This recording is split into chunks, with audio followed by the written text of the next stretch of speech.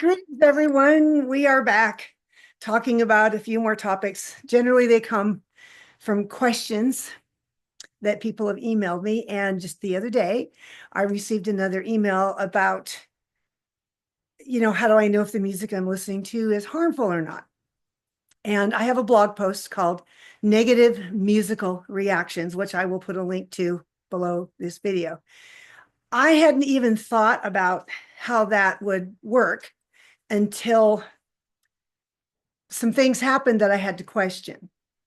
And because everybody's body is different, everybody's in a different spiritual place, everybody's in a different place in their soul. They've gone through a variety of traumas. No two people are alike. What music might work for me might not work for you. What might work for me today may not work for me tomorrow. We have to learn to assess where our physical being is to know what music it wants today. And that includes what concert pitch you use, which notes work for you, all of that stuff. And it's unfortunate that we all want, an instant, easy answer, but your body is very complicated.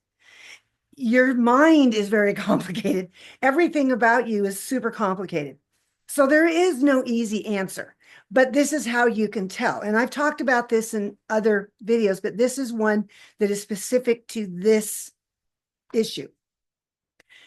That's one of the reasons why when I give people sound baths or I do personal songs for them, I say, listen to this until you feel like you've heard it enough or that it's done for you what it's supposed to do. That's telling you that your time for engaging with that song is come to an end, at least for that time. It might work again in 5 or 6 months, which is why, I have music playing all the time. And some days certain songs speak louder than others. And I can skip past them or I ignore them. And all of a sudden something comes on and I just zero in on it. And I haven't zeroed in that song for 6 months. And all of a sudden that day. But one thing that we do know is that calming music that, doesn't have a lot of, like not like rock music or pop music or blues or anything like that, that kind of stuff is not necessarily the best for healing because it makes your body excited and want to dance and want to do things. So healing music should be something that's fairly calm. And it can have rhythm in it, I found out, but it's just not overly filled with rhythm. In fact, and I'll even put it in the link below, the most recent single I did, which is called Age of Restoration, which only came out of, not long ago. This is February of, 2025, and it just came out. That has some rhythm in it, but it's a very steady all the way through and it's an underlying. And I use that and I come up with declarations and things that I can say to that rhythm to get that into my system.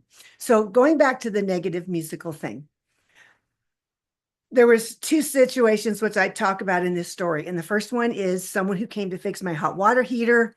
I had the song Deep Calls to Deep playing, and it's a song about a spiritual journey. And the person who came to fix it is very, very anti-spiritual, period, and really negatively triggered. And I know this person pretty well. And I've never heard this person scream at me like he did that day. And it took me by quite a bit of surprise. And I'm like, what is going on? Because he was making a comment about the music and how horrible it was. And I'm just like, no one's ever said that about my music before, to at least to my face. And it didn't make sense. And then I was at another event where a woman's husband had just died the week before. And I was playing some of this music and she was really struggling with it, but she was really grieving. But some of the music that I had playing made her feel like she was grieving more. And then all of a sudden I'm starting to think, wait a minute, neither one of these people is in a place where they can receive this particular music at this moment.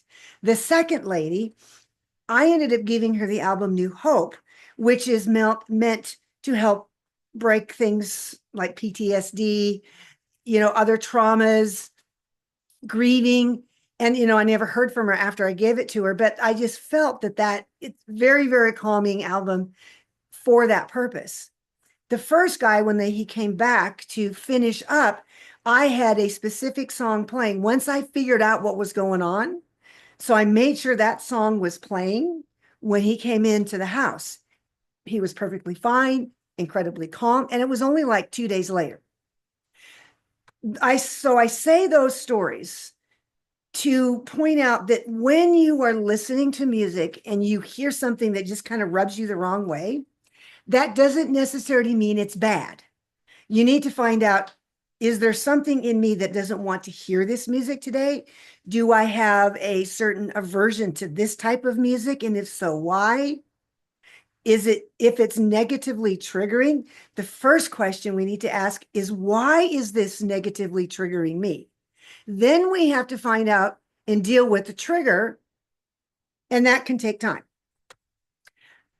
So the long and short of it is, we must choose music based on what our being wants at that time. And because you might like it one day, but don't like it the next day, that doesn't mean the song is good or it's bad. And when it comes to healing music specifically, you also know that your intention is super, super, super important. And I think I talk about that in almost every video. Intention can literally change everything. So if there's a piece of music that you like and you want to use that music, then you pair your intention with that for what it is that you're trying to accomplish. So in a nutshell, that's how people can have negative reactions to healing music, is because they might be in a place on any given day that their being doesn't want that music. Or if there's a negative trigger, then we can do what I call trigger hunting. Let's go trigger hunting and find out why I negatively responded to that. And I don't mind trigger hunting, because as soon as I deal with that trigger, then I'm free of the thing that keeps me in bondage. Because negativity and fear and anxiety and all those negative things, they keep us locked up. They keep us in a place from moving forward. So anytime I can hunt for triggers and deal with them, I'm much better off. And I encourage you that as you listen to healing music, you pay attention to how your body is responding to something, but don't necessarily throw the baby out with the bathwater if you don't like it that day. It's just that your body wants something different. So choose based on what your being wants at any given moment. So I hope that answers that question a little bit more than it did in some of the other videos. All right, thanks. We'll see you in the next one.